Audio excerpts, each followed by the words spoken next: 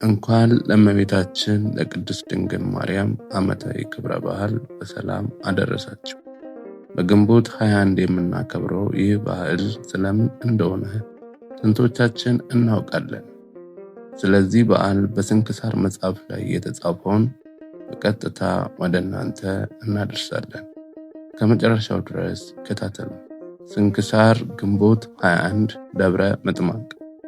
አንድ አምላክ በሆነ በአብ በወልድ በመንፈስ ቅዱስ ስም ግንቦት 21 በዚህች ዕለት አምላክን የወለደች እመቤታችን ቅድስት ድንግል ማርያም በደብረ ምጥማቅ በስሟ በተሰራች ቤተክርስቲያን ጉልላት ላይ በብርሃን መርከብ ተቀምጣ ፊቷ በግልጥ ስለመታየቱ የክርስቲያን ወገኖችም ሁሉም ታላቅ በዓልን ያደርጋሉ።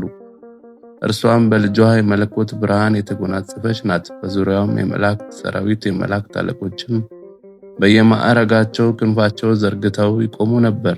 ይጋርዷታልም። ሱራፌልም ማጠንታቸውን ይዘው ለንግሷ ገናንነት ይሰግዳሉ።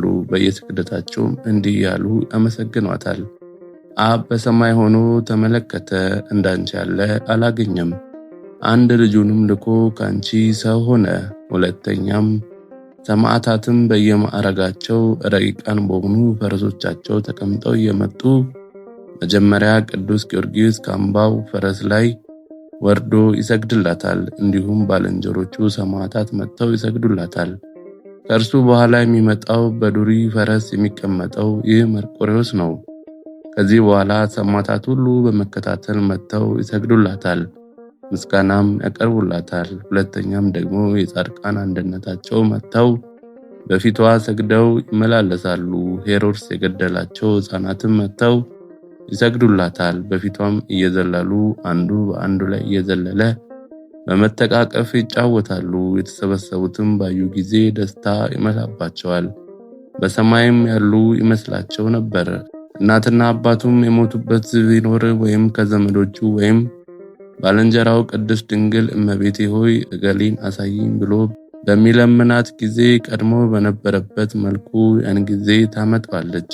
ዳግም መሐረባቸውን ወደ ላይ ይወረውሩላታል። የወደደችውንም በእጇ ተቀብላ መልሳ ትጥልላቸዋለች። ለበረከትም በየጥቂቱ ይካፈሉታል። እንዲህም 5 ቀን ሁሉ ክርስቲያንም እስላሞችም አረማውያንም ያዩዋታል። ወደ ቤታቸውም ለመሄድ ሲሹ በፊቷ ሰግደው ይሰናበታቷል። እርሷም ተባረካቸውና ይመለሳሉ። ለእግዚአብሔር ምስጋና ይሁን። እኛንም አምላክን በወለደች በእመቤታችን በቅድስት ድንግል ማርያም አማላጅነት ይማረን፣ በረከቷም ከኛ ጋር ይኑር ለዘላለሙ አሜን። ወስብሐት ለእግዚአብሔር ወለወላዲቱ ድንግል ለመስቀሉ ክቡር። ይቆየን አሜን። እንዲህ ያሉ ትምህርቶች ዘውትር እንዲደርሳችሁ ይህንን ቻናል ሰብስክራይብ ማድረጋችሁን አትርሱ።